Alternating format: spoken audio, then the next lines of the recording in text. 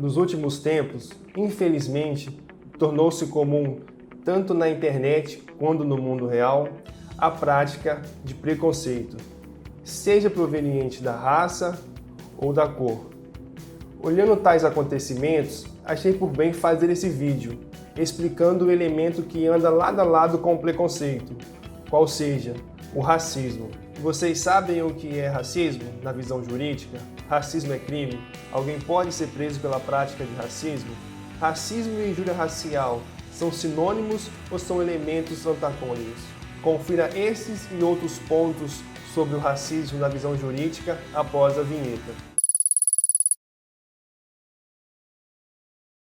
Olá pessoal, meu nome é Diogo, sou advogado e no vídeo de hoje vou falar sobre os aspectos jurídicos sobre o racismo.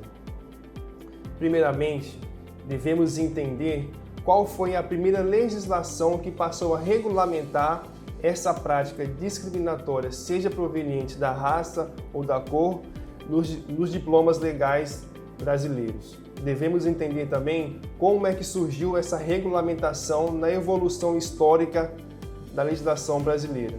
Observa-se que, em 1951, foi elaborada a Lei 1390, que foi a primeira lei que passou a regulamentar essas situações de discriminação, seja relativa à raça ou da cor. Tal lei foi de iniciativa de Afonso Arinos de Melo Franco, que foi o primeiro político a propor um projeto de lei dessa magnitude. Afonso Arinos teve uma longa vida política, mas ficou notadamente conhecido diante de seu projeto de lei. Mas afinal de contas, o que consistia esse projeto de lei que acabou se tornando a Lei 1390? Nesse projeto de lei de Afonso Arinos, foi ali estipulada em seu texto legal como sendo uma contravenção penal qualquer discriminação proveniente da raça e de cor. O que seria uma contravenção penal? Aqui temos o crime e abaixo do crime temos a contravenção penal, que seria crimes de menores potenciais ofensivos. Isso significa contravenção penal. Então, foi a partir do projeto de lei de Afonso Arinos que a legislação brasileira passou a regulamentar tais situações. Isso aconteceu no ano de 1951, pela Lei 1390. Mas tal lei não resolveu a problemática, porque já se tinha no imaginário popular daquela sociedade, daquela época, que tais discriminações eram tidas como questões normais. Por exemplo, era muito comum nos jornais impressos daquela época, na parte de anúncios de vagas de emprego, dentre as várias vagas e dentre os vários requisitos para se candidatar àquela vaga, o empregador, por exemplo, colocar como requisito ter boa aparência. E tinha-se em mente no imaginário popular que quando aparecia como requisito daquela vaga ter boa aparência, isso significava ter pele branca. Então, diante de tais acontecimentos, diante de tais discriminações vistas como algo comum na sociedade, Afonso Arinos resolveu propor um projeto de lei, transformando em contravenção penal qualquer tipo de discriminação, seja por raça ou seja por cor. Observa-se que isso não foi o suficiente, porque a lei era inofensiva, ou seja, os casos de discriminação continuaram acontecendo. Foi então que, em 1988, o Congresso Nacional se reuniu e pegou essa criação de Afonso Arinos e transformou-se em crime.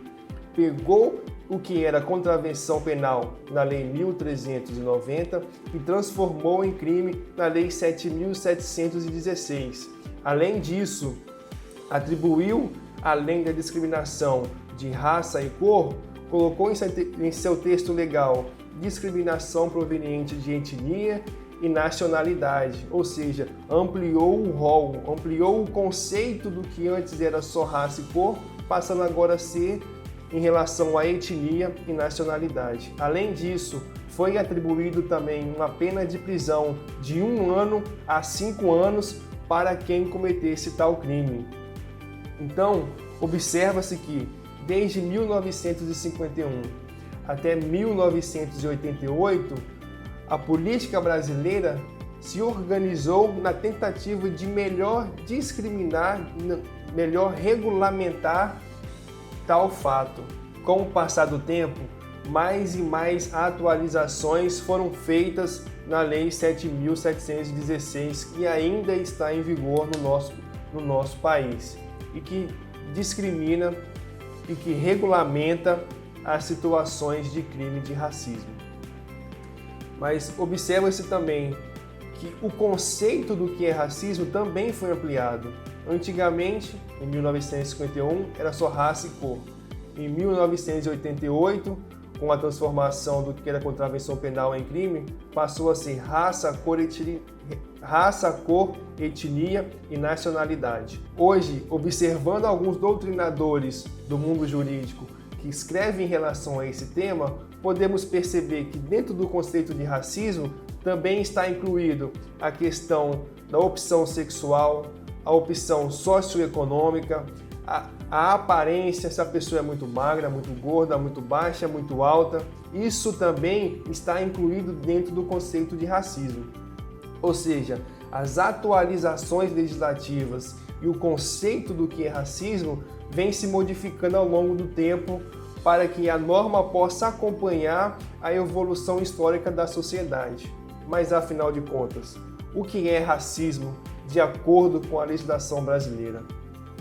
Racismo é quando impedimos ou dificultamos que determinado grupo da sociedade exerça o seu direito por circunstâncias de raça, cor, etnia, nacionalidade, opção sexual, situações socioeconômicas. Por exemplo, vamos supor que aqui na cidade de Colatina, caso hipotético, a prefeitura resolva colocar um aviso em todos os banheiros públicos que nesses banheiros é proibida a entrada de judeus. Vamos supor ainda que a prefeitura resolva colocar em todas as escolas municipais um aviso: não matriculamos pessoas de pele negra. Isso é racismo, quando você impede ou dificulta que determinado grupo possa exercer o seu direito por motivo de raça, cor, crença, etnia, entre outros. Importante lembrar também, não devemos confundir racismo com injúria racial. São conceitos diferentes. O racismo, como já falei anteriormente, você impede que determinado grupo exerça um direito por motivo de raça ou de cor, por exemplo. Na injúria racial, você direciona a uma pessoa um insulto com o fim de abalar o seu psicológico por motivo de raça, cor, opção sexual ou religiosa, por exemplo.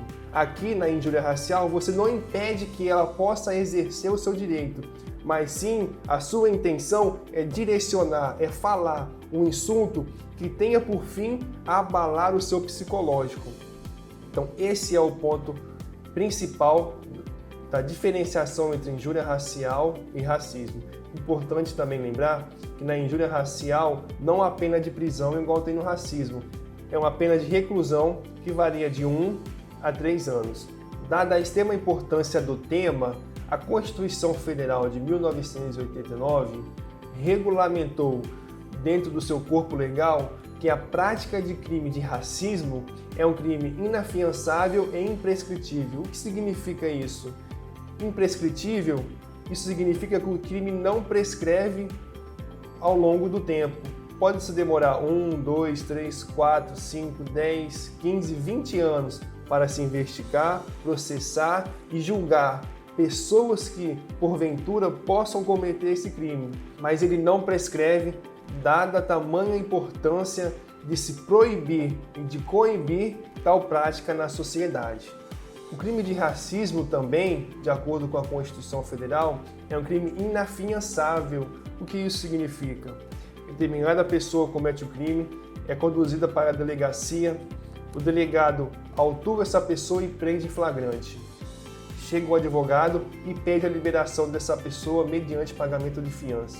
O delegado não liberará essa pessoa, porque no crime de racismo não cabe fiança, independente do valor que essa pessoa esteja, por exemplo, aqui hipoteticamente, disposta a pagar.